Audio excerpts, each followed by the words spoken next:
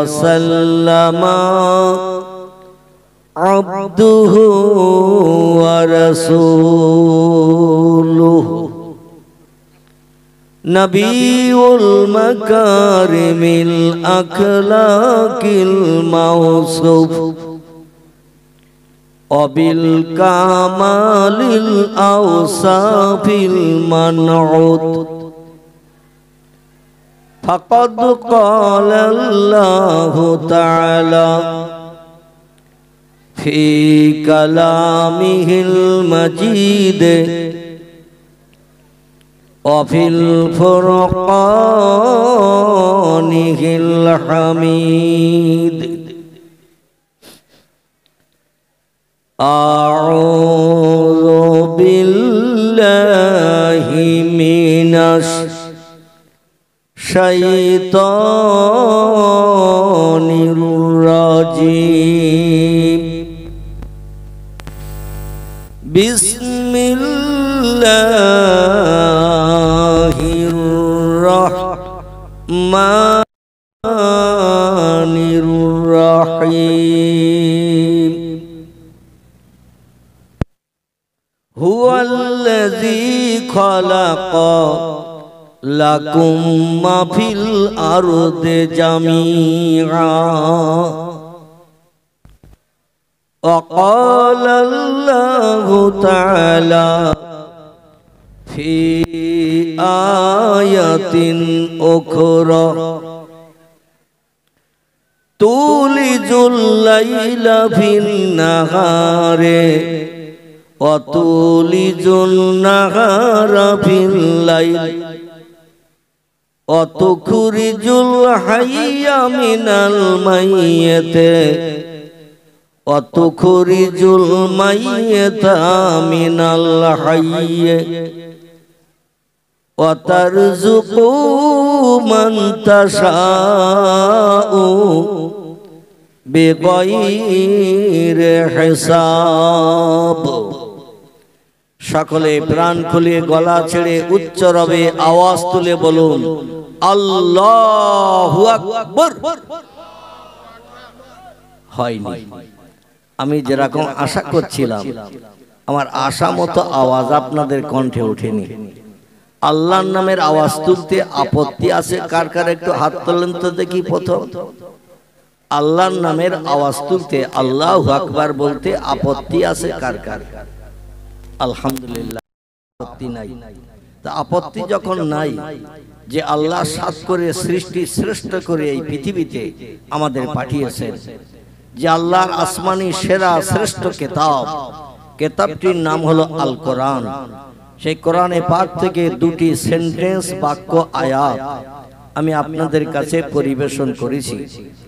তো আল্লাহর কোরআনের কথা সত্য না মিথ্যা? একটু জোরে বলেন। সত্য। তো সত্য কথা বলতে আপত্তি কারো আছে নাকি? তো সত্য কথা যার বাণী তার নামের আওয়াজ তুলতে আপত্তি আছে নাকি কারো? তাহলে আর একটা বার একটু গলা ছেড়ে আওয়াজ দেয়া যাবে, এই ধারণা করে আওয়াজ দেবেন। কাল সকাল পর্যন্ত নাও বেঁচে থাকতে পারে, ঠিক কি না? কাল সকাল পর্যন্ত নাও বেঁচে থাকতে পারে। বিবি বাচ্চা নিয়ে রাতের বেলা শুয়ে পড়লে আর খবর থাকবে? বলুন। আর নাওমু আখুল মাউত, নবী হাদিস শরীফে জানিয়েছেন ঘুম হলো মরণের ভাই। কিসের ভাই? ঘুম হলো মরণের ভাই।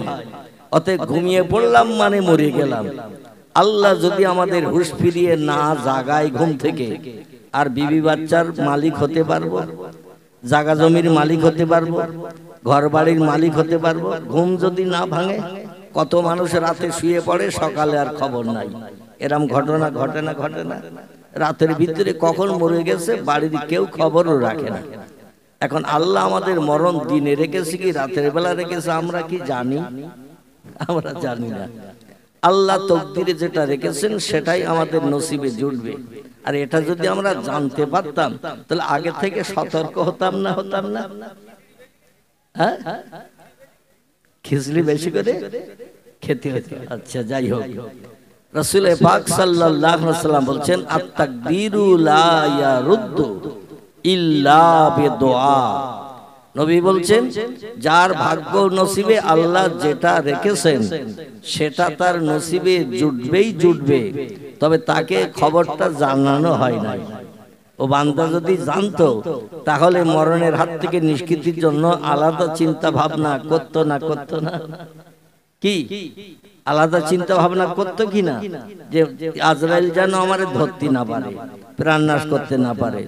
তিরমিজি শরীফের হাদিস, পয়গম্বর মুহাম্মদুর রাসূলুল্লাহ জানাচ্ছেন, কোন মানুষ যখন মায়ের উদর থেকে পৃথিবীতে ভূমিষ্ঠ হয়, জন্মগ্রহণ করে, তার জন্মগ্রহণ করার 40,000 বছর আগে আল্লাহ বান্দা বান্দির তকদির লিপিবদ্ধ করে তারপরে মায়ের উদর থেকে পৃথিবীতে পাঠায়। জোরে বলুন আমিন। কতদিন আগে? দুনিয়ায় জন্ম নেওয়ার 40,000 বছর আগে আমাদের তকদির লেখা হয়েছে। এবং রাসূল বলছেন লা ইয়ারুদ্দু, তকদিরের কোনো পরিবর্তন হবে না। আল্লাহ যেটা লিপিবদ্ধ করে পৃথিবীতে পাঠিয়েছেন সেটা তার নসিবে জুটবেই জুটবে। জোরে বলুন একটু আমিন। তবে পয়গম্বর বলছেন একটা ক্ষেত্রে বান্দাদের তকদির পরিবর্তন হয়।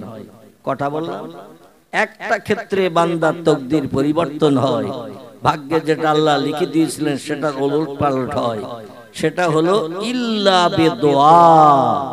সেটা হলো রাতের আধারে, গভীর রাত্রে পৃথিবীর সব সৃষ্টি যখন বিশ্রামের জন্য ঘুমিয়ে যায়, বাঘ, ভাল্লুক, হাতি, সিংহ, গন্ডার, ইঁদুর, কুকুর, বিড়াল, সাপ, বিচ্ছু, ব্যাঙ, মাছি, মশা, পিপিলিকা, কীটপতঙ্গ, জীবজন্তু সব যখন দেহের ক্লান্তি দূর করার জন্য বিশ্রামে পতিত হয়, ঘুমিয়ে যায়, দেহের কষ্ট দূর করার জন্য ঘুমান্ত ব্যক্তি ঘুমিয়ে গেলে আবার নতুন করে ঘুম ভাঙলে দেখবেন কষ্ট অনেক লাঘব হয়।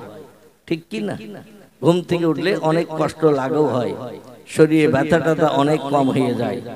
এখন পয়গম্বর মুহাম্মদ রাসূলুল্লাহ বলছেন এই গভীর রাত্রে যখন সব সৃষ্টি ঘুমিয়ে যায়, যে ব্যক্তি ঘুমকে হারাম করে বিবি বাচ্চার মায়া ছেড়ে শান্তি সোজা বিছানায় লাথি মেরে যে বান্দা ঠেলে উঠে যায় নামাজে দাঁড়িয়ে 4 রাকাত মতান্তরে 6 রাকাত বা 8 রাকাত রাতের গভীরে আল্লাহর রেজামন্দির জন্য নামাজ আদায় করে এবং নামাজ অন্তে ডাইনে বামে সালাম ফিরিয়ে বান্দা আল্লাহর কাছে দোকানে হাত তুলে দোয়া যখন করে, আল্লাহ বান্দার দোয়া ফেরত দেন না। জোরে বলুন সুবহানাল্লাহ। আচ্ছা, এই রাতের গভীরে দ্বীপ্রহরের পর থেকে নিয়ে ফজরের আজান ধ্বনির আগ পর্যন্ত একটা নামাজ আছে, যে নামাজটা আল্লাহর কাছে খুব প্রিয়, পছন্দনীয়। এই নামাজটার নাম কি বলেন তো? আলহামদুলিল্লাহ। আমি খুব খুশি হলাম আপনারা এক বাক্যে সকলে তথ্য দিলেন। আল্লাহ কোরআনে বলছেন ফাতাহাজ্জাদু বিহি নাফিলাতাল লাক আসা আইয়াব আসাকা রব্বুকা মাকামাম মাহমুদা। জোরে বলুন একটু আল্লাহু আকবার। আর একটু জোরে বলুন আল্লাহু আকবার। আল্লাহ পাক কোরআন পাকের শেষের দিকে সম্ভবত 28 মতান্তরে 29 পারায় এই তত্ত্বটি আল্লাহ কোট করেছেন 1450 বছর আগে। কতদিন বললাম? 1450 বছর আগে আল্লাহ কোরআনের তত্ত্বটা কোট করে আমাদের মগজের দুশ্চিন্তা দূর করার জন্য কোরআনে ভরে দিয়েছেন। আর একটা বার জোরে বলুন সুবহানাল্লাহ। পয়গম্বর বলছেন রাতের গভীরে বিবি বাচ্চার মায়া ছেড়ে শান্তির শয্যা বিছানায় লাথি মেরে লেপ কম্বলকে পরিত্যাগ করে যে বান্দা যায় নামাজে দাঁড়িয়ে যায়, 4 রাকাত মতান্তরে 8 রাকাত কিংবা 6 রাকাত নামাজ দৈনন্দিন যে বান্দা আদায় করে, নামাজ অন্তে বান্দা আল্লাহর কাছে দোকানে হাত তুলে যখন কোন জীবনের কামনা বাসনা জানায়, তবে পয়গম্বর এখানে একটু শর্ত জুড়ে দিয়ে দিয়েছেন। শর্তটি আল্লাহ কোরআন পাকে কোট করে দিয়েছেন, বিসমিল্লাহির রহমানির রহিম ফালিয়াদহাকু কালিলাও ওয়ালিয়াবকু কাসীরা। জোরে বলুন আমিন। আরেকটু জোরে বলা যাবে না? আমিন। আল্লাহ কোরআনে কোট করে দিয়েছেন জীবনের সমস্যার সমাধান যদি পেতে চাও, দুঃখ থেকে সুখ যদি পেতে চাও, রোগ বেমারি থেকে যদি নিষ্কৃতি পেয়ে সুস্থ মানুষ বনতে চাও, এই পৃথিবীর মানুষ 2টি কাজ পৃথিবীতে করে নিও। কটি? দুটি কাজ তোমরা করে নিও। একটি কাজ হলো ফালিয়াদহাকু কালিলা, পৃথিবীতে হাসি তামাশা একটু কম কম করে করবে। ওয়ালিয়াবকু কাসীরা, আর চোখের পানি আমার কাছে একটু বেশি বেশি করে ফেলবে। জোরে বলুন সুবহান। এখন বর্তমানে এই দুটি কাজ আল্লাহ যেটা করতে বলেছেন আমরা সেটা করি, আমরা তার উল্টোটা করি। ঠিক বললাম না ভুল বললাম? আল্লাহ বলেন হাসি তামাশা কম করে করিও, আর চোখের পানি একটু পৃথিবীতে বেশি বেশি করে ফেলিও। কারণ বান্দা বান্দির চোখের পানি আমি আল্লাহ বড় পছন্দ করি। আর চোখের পানির ইজ্জতের খাতিরে বান্দা বান্দির মুখে হাসি ফুটিয়ে জীবনের সব সমস্যার সমাধান করি। মেম্বারের কাছে, প্রধানের কাছে, এমএলএর কাছে, এমপির কাছে, ডাক্তারের কাছে, মাস্টারের কাছে জীবনের কোনো সমস্যা জানানোর দরকার হবে না। সব সমস্যার সমাধান আমি আল্লাহ করে দেব। এখন আল্লাহ বলেন হাসো কম, কাঁদো বেশি। এখন আমাদের হাসি বেশি না কান্না বেশি? আমাদের হাসি বেশি। আরে হাসি বেশি হওয়ার মূল একটি কারণ, আমাদের পকেটে হাত দিলে একটা যন্ত্র পাওয়া যায়। পকেটে আলহামদুলিল্লাহ, আমার বাবাজি আমার বলার আগেই তথ্যটা বলে দিয়েছে। এইরকম একটু তথ্য বলে দিলে বক্তা খুব খুশি হয়, কিছু দিতে সুবিধা পায়, যে এরা কিছু চাচ্ছে। আলহামদুলিল্লাহ, পকেটে হাত দিলে এখন যে মেশিনটা পাওয়া যায় তার ইংরেজি নাম হলো মোবাইল, বাংলা নাম হলো কথা বলার যন্ত্র বা ছবি দেখার যন্ত্র। ঠিক বললাম না ভুল বললাম? বাজার যান বাজার করতে, বাজার করার পরে দেখবেন পয়সা দিতে পকেটে হাত দিয়েছেন পয়সা বার করতে, দেখবেন মাঝে মধ্যে পয়সা আনতে ভুল হয়ে যায়, বলে এই তো পয়সা নিয়ে আসা হয়নি। আবার বাজারের মাল দোকানদারের কাছে রেখে বাড়ি ছুটে আসে পয়সা নেওয়ার জন্য, কিন্তু ওই লোকটির পকেটের মোবাইল কোনোদিন ভুলে বাজারে যায় না। ঠিক বললাম না ভুল বললাম? পকেটের মোবাইল কোনোদিন ভুলে যায় না, ও মোবাইল সব সময় নিত্য সঙ্গে হয়ে যায়। আরে মোবাইল যদি কাছে থাকে কোনো লোকজন লাগে না হাসির জন্য। কোথায় আপনার মনের মানুষ, জীবনের সঙ্গী, এখনো বিয়ে শাদী হয় নাই, সঙ্গী বানিয়েছেন 7 বছর আগের থেকে।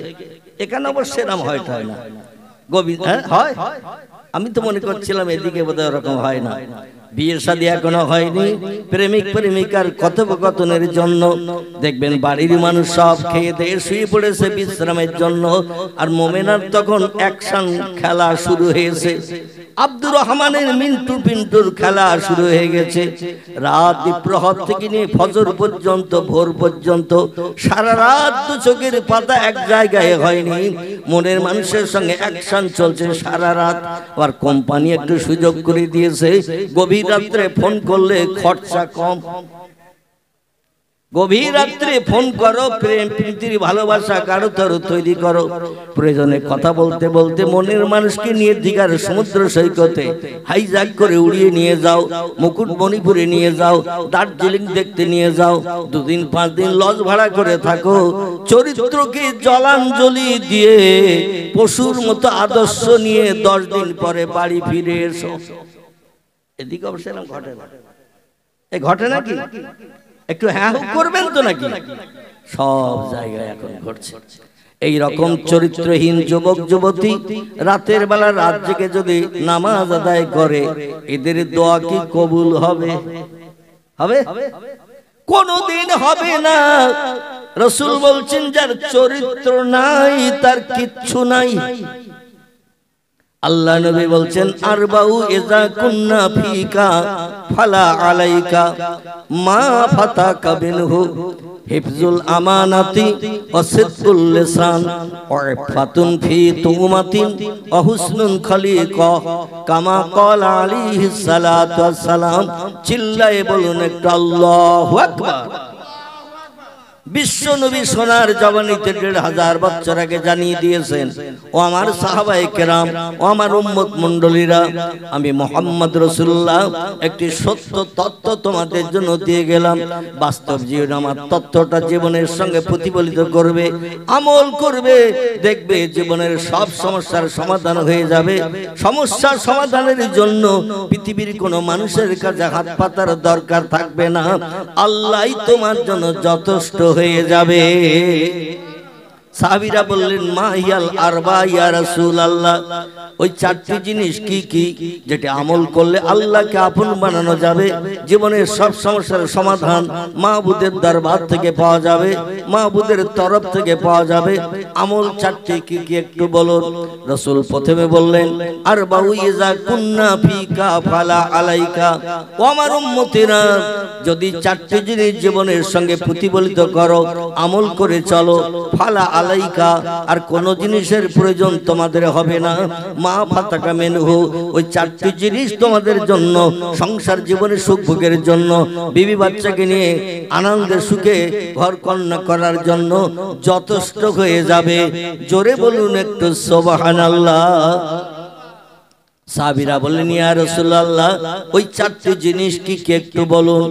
আল্লাহর নবী প্রথমে বললেন, হিফজুল আমানাতে, গ্রামবাসী পাড়া প্রতিবাসী তোমার কাছে যদি কিছু অর্থ সোনা দানা টাকা পয়সা তোমার কাছে যদি গচ্ছিত রাখে, আমানত রাখে, 2 বছর 5 বছর তার আর খোঁজ খবর নাই, ওই পরের আমানতের মালটা লোকটার আর খোঁজ খবর নাই বলে তোমার নিজের মাল মনে করে যেন খরচ করিও না, ভালো বাজার ঘাট করে যেন খেও না। আমানতের সংরক্ষণ করিও, পরের মালকে হেফাজত করে রেখো। যখন যেদিন তোমার দরজায় এসে দাঁড়াবে, চা মাত্র মুস্কি হাসিতে তার মালের পুটলিটা তার হাতে তুলে দেবে। কত রেখেছে এটাও যেন পুটলির গিরো খুলে দেখো না। পুটলির গিরো খুলে দেখলে ওর ভিতরে ওর উপরে তোমার লালসা আসবে। এতটা সোনা এত টাকা আমার কাছে দিয়ে গিয়েছিল, কেউ তোর জামিনদার নাই, কেউ তো ওর মালমাত্তা আমার কাছে রেখেছে, তার প্রমাণ কেউ নাই। রাতের বেলা একা এসেছে, আমার কাছে একা দিয়েছে। অতএব যদি কোনোদিন আসে এত দামি সোনা, 5 ভরি সোনা, 10 লাখ টাকা কিংবা আরো ওই রকম দামি দামি কিছু, ও তো আমার কাছে দিয়েছিল, কেউ জানে না, কোনো গ্যারান্টি নাই। অতএব যদি কোনোদিন আসে, এক কথায় বলবো, তোর তো খাওয়া হয় না। আবার আমার কাছে 10 লাখ টাকা দিয়েছিস, 5 লাখ টাকা দিয়েছিস, 4 ভরি সোনা রেখেছিস, তুই কি মাথা টাথা গরম করেছিস? পাগল টাগল খেয়েছিস না? 6 গ্লাস মদ খেয়েছিস? বেশি বাড়াবাড়ি করলে কিন্তু গ্রামের প্রধান ডেকে নিয়ে তোরে অ্যাকশন করব। এরকম হয় না? হয় না? মাঝে মধ্যে হয়। মানে পরের অর্থের উপরে লোভ এসে গেছে, যার কারণে তার হাঁকিয়েও অনেক সময় তাড়িয়ে দেয়া হয়। ঠিক বললাম না ভুল বললাম? নবী বলছেন, আমানতের সংরক্ষণ করিও। পয়গম্বর মুহাম্মদ রাসূলুল্লাহ যত তত্ত্ব দিয়েছেন, তত্ত্বগুলো কি বাস্তব জীবনে রূপদান করেছেন, না মানুষকে শুধু উপদেশ দিয়েছেন? কথা বলেন। নবী বাস্তবে জীবনে কি রূপদান করেছেন, বাস্তব জীবনে প্রতিফলিত করেছেন, না শুধু মানুষকে উপদেশ দিয়েছেন? আল্লাহর পয়গম্বর বলছেন, ও পৃথিবীর মানুষ, তোমরা শোনো, আল্লাহ পাক কোরআন শরীফে জানিয়েছেন, লা তাকুলুনা মা লা তাফালুন। আল্লাহ নবী আল্লাহ কোরআনে বলছেন, ওই কথা তোমরা কোনোদিন কাউকে বলিও না যে কাজটা তুমি নিজে করো না।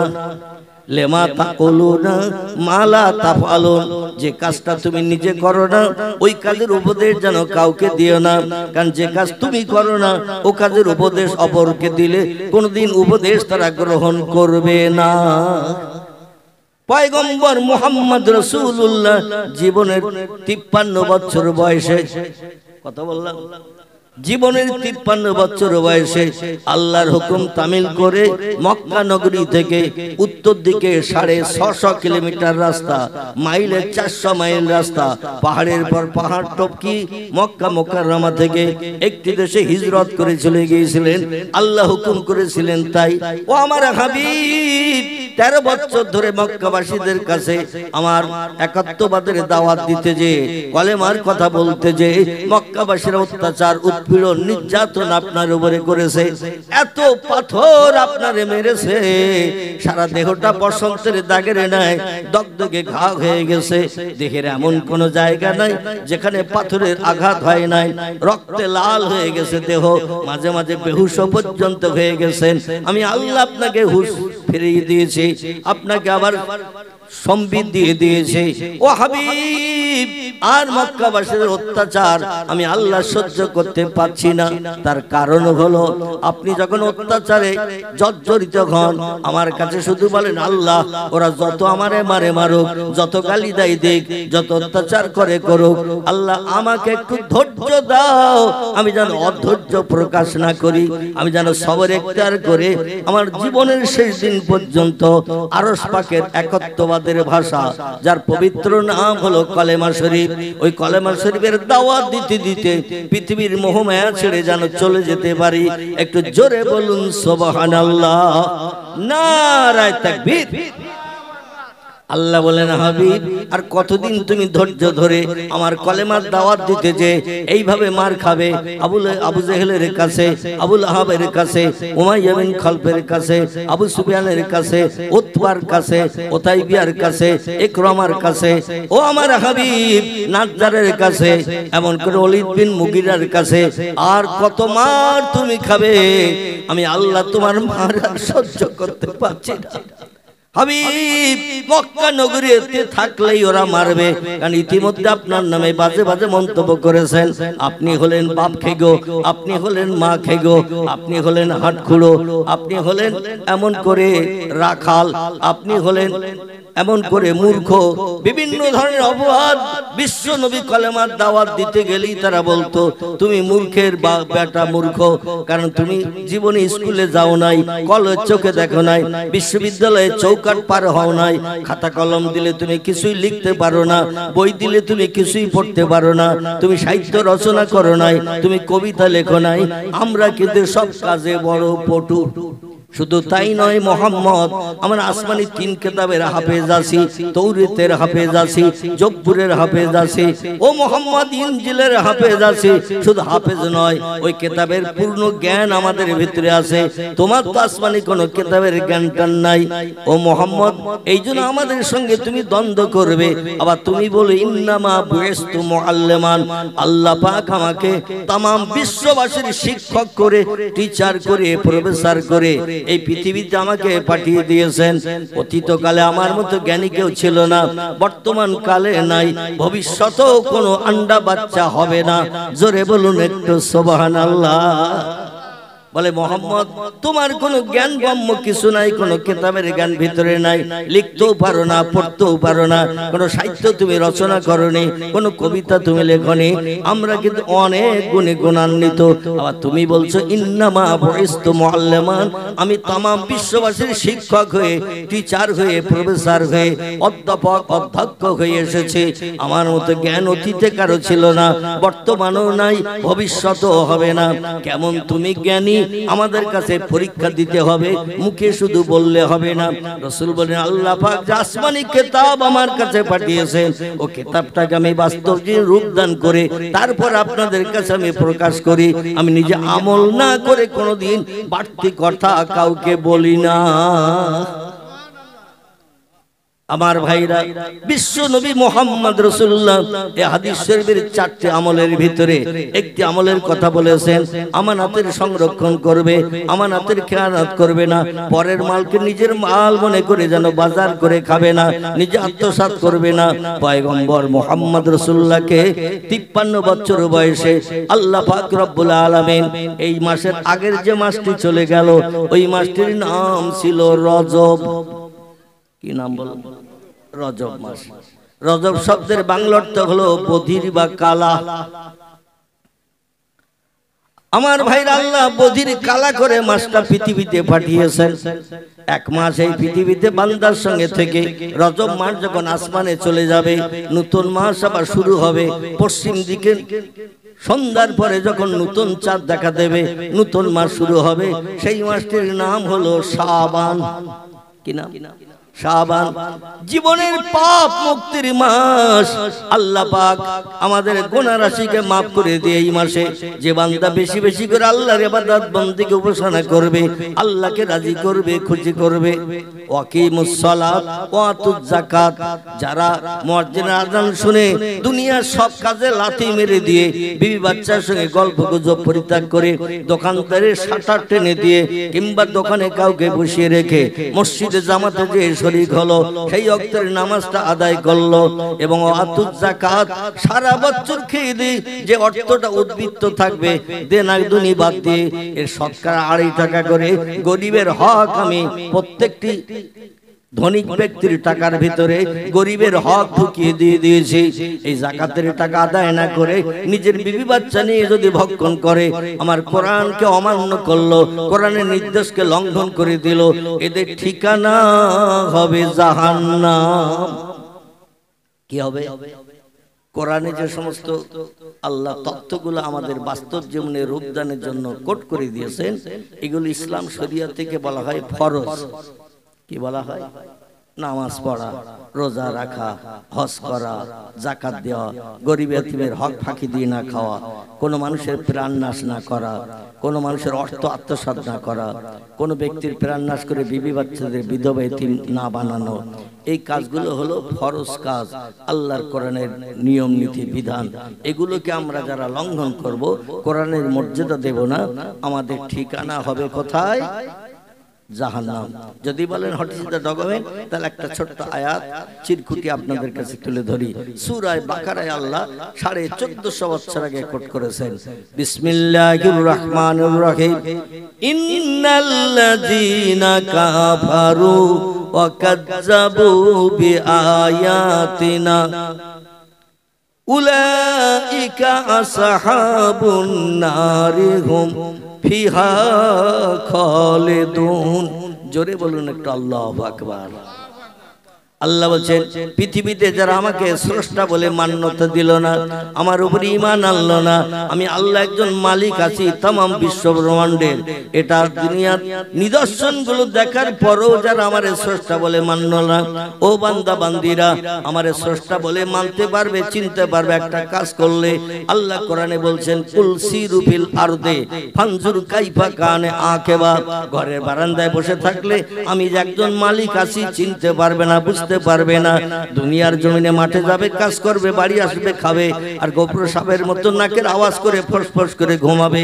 আমি যে তোমার মালিক, তোমারে বানিয়েছি, তোমার বিবিরে বানিয়েছি, বাচ্চাদের বানিয়েছি, এটা যদি বুঝতে চাও, কুল সিরু ফিল আরদ, পৃথিবীর জমিনে ঘর থেকে একটু বাইরে বেরিয়ে যাও, ফানজুর কাইফা কানা আকিবা। কত সুন্দর সুন্দর নিদর্শন আমি আল্লাহ পৃথিবীতে তোমার চোখ ধাঁধা লাগানোর জন্য বানিয়ে দিয়েছি। একবার দেখো, দাঁড়িয়ে দাঁড়িয়ে দেখো, দেখলে বুঝতে পারবে এই সমস্ত জিনিসগুলো এমনি এমনি হতে পারে না, এর পিছনে একজন মালিক আছে। ঠিক না ভুল? বড় বড় পাহাড়, বিরাট উঁচু উঁচু পাহাড়, ওই পাহাড়ের মাথা দিয়ে ঝর্ণার পানি কল কল করে নামে না, নামে না। আচ্ছা, কে ইলেকট্রিক মেশিন চালিয়ে দিল? আচ্ছা, ইলেকট্রিক মেশিন চালালেও মাঝে মাঝে ইলেকট্রিক অফ হয় না, হয় না? আমাদের বাড়িতে যদি ইলেকট্রিক অফ হয়ে যায়, আলো আর দেখা যাবে না, আধার দেখা যাবে। কথা বলেন, আধার দেখা যাবে। আবার লাইন যখন আসবে তখন আবার লাইটের আলো পাওয়া যাবে, ঠিক কিনা? আমাদের এই পশ্চিম বাংলার জমিনে একটি জেলা আছে, জেলাটির নাম হলো বাঁকুড়া। কি নাম বললাম? বাঁকুড়া। বাঁকুড়া বেশি দূর যেতে বলবো না আপনাকে, এমন করে Japan, German, England, Holland, Poland, Italy, Brazil, Thailand, Singapore, Burma, Rangoon, অত দূরে আপনাকে যেতে বলবো না। এই পশ্চিম বাংলা একটা জেলা আছে বর্ধমানের পরে, এই জেলাটির নাম হলো বাঁকুড়া জেলা। এই জেলায় দুটো পাহাড় আছে পাশাপাশি। আমার ভাইরা, এই পাহাড় দুটির নাম হলো শুশুনিয়া পাহাড়। কি নাম বললাম? শুশুনিয়া পাহাড়। আল্লাহর অফুরন্ত রহমত। আমি যেটা বাস্তব দেখি সেটা বলি, আজগবি কোনো তত্ত্ব শুনে বলি না, কারণ মানুষ এখন যুক্তিবাদী, বুদ্ধিবাদী, অনেক জ্ঞানী হিসাবে বিবেচিত, ঠিক কি না? আমি যে কথা বলছি, এই শত শত এমন করে মোবাইল মেশিনে সব অ্যাকশন করছে না, করছে না? পরবর্তীতে বলবে হুজুর তো বললো, কই চলতে একটু যেয়ে দেখে আসি। যেয়ে দেখে যদি তত্ত্ব না পায়, বলে হুজুর শুধু মিথ্যা ওয়াজ করে।